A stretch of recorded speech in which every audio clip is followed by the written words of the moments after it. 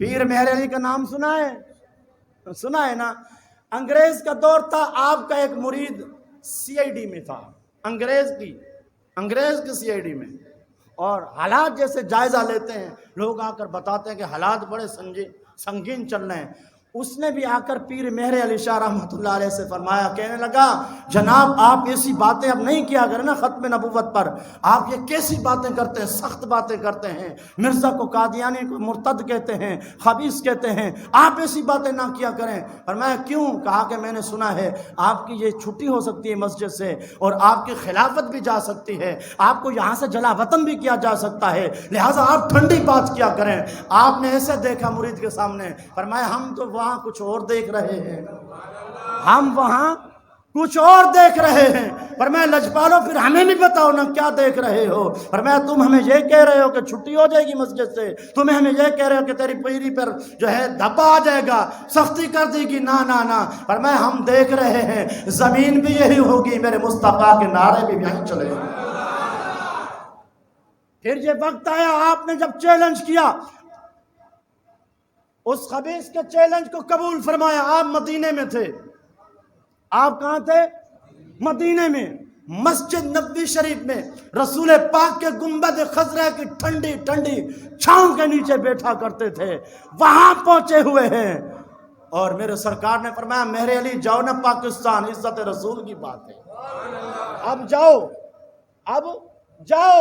تو اس سے پتہ چلتا ہے ساری باتیں ایک طرف، حضور کی عزت کا معاملہ ہو تو پھر یہ عبادت ایک طرف۔ اس لیے حضور امیر المجاہدین خادم حسین رضوی کہا کرتے تھے کہ مدینے جا کر ہم منہ کیا دکھائیں گے۔ مدینے لوگ کہتے تھے جناب آپ بھی تو جائیں نا مدینے، آپ بھی تو ایک حاضری دے کر آئیں۔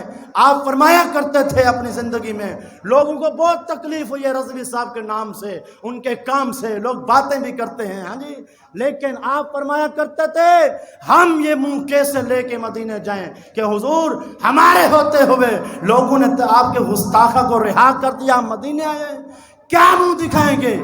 یہی پیر مہر علی شاہ رحمۃ اللہ علیہ کو سرکار نے فرمایا مہر علی اب یہاں نہیں، اب پاکستان جاؤ، وہاں میری عزت پر پہرا دو۔ لوگوں نے کہا جناب یہاں تو حملہ ہو جائے گا، آپ پر جو ہے آپ کی چھٹی ہو جائے گی، کتابیں آپ سے لے لی جائے گی، لائبریری ضبط ہو جائے گی، آپ تیاری کہاں سے کریں گے؟ فرمایا تیاری کی بات کرتے ہو، جس نے بھیجا ہے بتائیں گے بھی وہی، جس نے بھیجا ہے بات بھی وہی بتائیں گے کیا کرنا ہے۔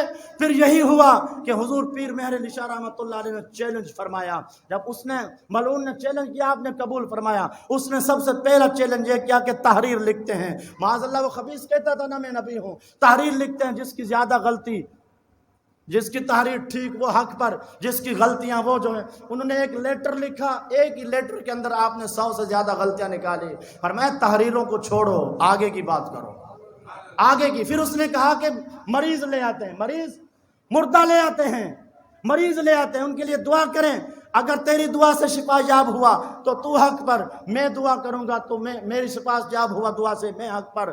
فرمانے لگے مریضوں کو چھوڑو، آج مردے لے آؤ، آج مردہ لے آؤ، حضور کی عزت کی بات ہے۔ کہا کیوں؟ فرمانے لگے جب حضور کی عزت کی بات ہو پھر مریضوں کو نہیں شفا یاب کیا جاتا، آج تو مردہ تو لے آ، مہر علی زندہ کر کے دکھائے۔ پھر کہاں آنا تھا ملعون نے، نہیں آیا وہ۔ پھر اس نے کہا، پھر آپ نے فرمایا ایسا کرو بادشاہی مسجد میں آ جا تو بھی، اور ہم بھی آ جاتے ہیں، قلم دوات تم ایک سائڈ پہ رکھ دو، قلم دوات ہم رکھ دیتے ہیں، تم اپنے قلم سے کہو اگر تم حق پر ہو تو تمہارا نام لکھے، میں محمد مصطفیٰ کا غلام ہوں، میں اپنے قلم کو حکم دیتا ہوں میرے نبی کا نام لکھے۔ آیا وہ، آیا کوئی نہیں آیا، آنا ہی نہیں تھا۔ اس کو پتا تھا سامنے مہر علی ہے، مہر علی ہے، علی کا بیٹا ہے، یہ اس کی اولاد ہے کہ جو خیبر بھی ایک ہاتھ سے اگھیڑ دیتا ہے، یہ اس کی اولاد ہے۔ نہیں آیا۔ دوسرے دن جناب جلسہ ہوا، بہت بڑا جلسہ ہو گیا۔ جلسے کے دوران ایک شخص کھڑے ہو گئے، کہنے لگے مہر علی آپ نے اتنا بڑا دعویٰ کر دیا، یہ آپ نے کیسے کیا کہ قلم کو حکم دیں وہ لکھے؟ آپ نے فرمایا ہم نے تھوڑی کہا، ہمیں تو وہاں سے آرڈر ہوا ہے، ہمیں وہاں سے آرڈر ہوا ہے، مہر علی آج ہماری عزت کی بات ہے، جو تم کہہ دو گے ہم دکھا دیں گے۔